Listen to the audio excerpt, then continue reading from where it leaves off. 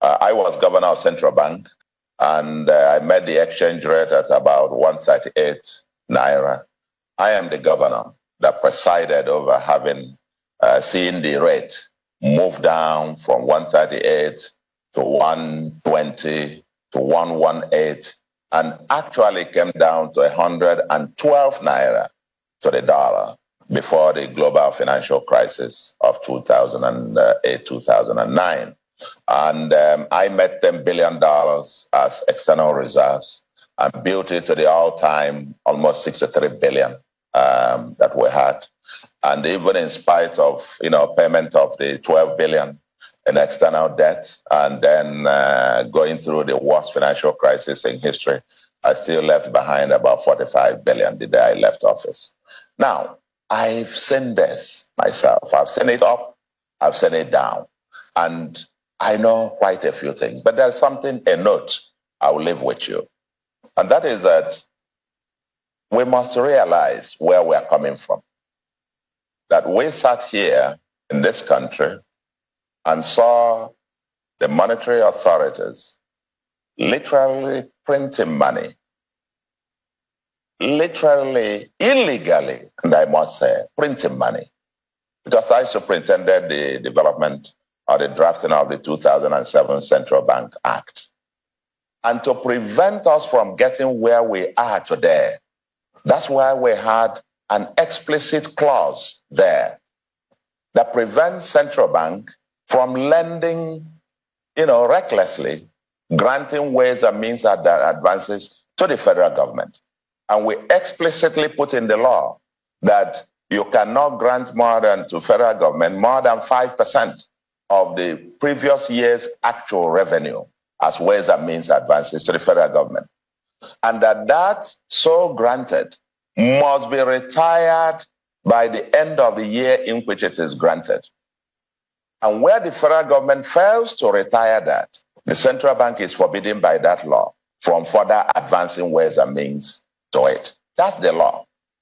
2007 Act of the Central Bank. By that law, I don't think there was any time that the ways and means advances would have been more than 250 billion at any point in time. We were very stringent in doing this. And as governor, I was very bullish in insisting that we remain within the ambit of the law.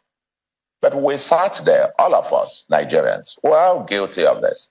We all sat, saw the central bank, brazenly, illegally violating that act year on year and kept printing money, literally. Because when you advance money that is backed by nothing, you just credit the federal government, but continue to credit the account of government with trillions. 1 trillion, people shouted, 2 trillion, 10 trillion, 15 trillion, 20 trillion. And we kept going. My dear friend Sheung, I did say it before, that this particular government inherited a dead economy. From a macroeconomic point of view, this government inherited a dead economy standing, almost a dead horse, but was still standing. But people didn't know it was dead. Because you cannot pour drums of water on a rug and expect that the rug will not be wet. There is humongous challenges. And I think it is important that Nigerians understand this.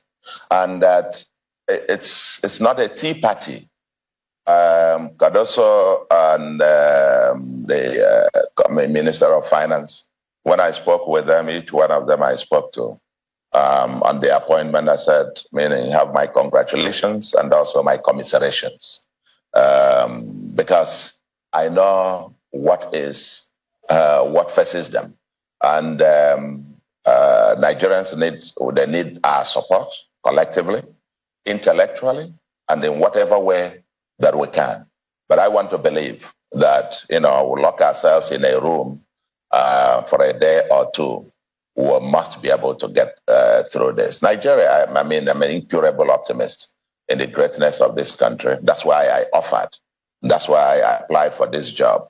If I don't believe in the future, in the incredible, the future of this country, then I wouldn't be, taking myself through this what I call the executive imprisonment, as it were.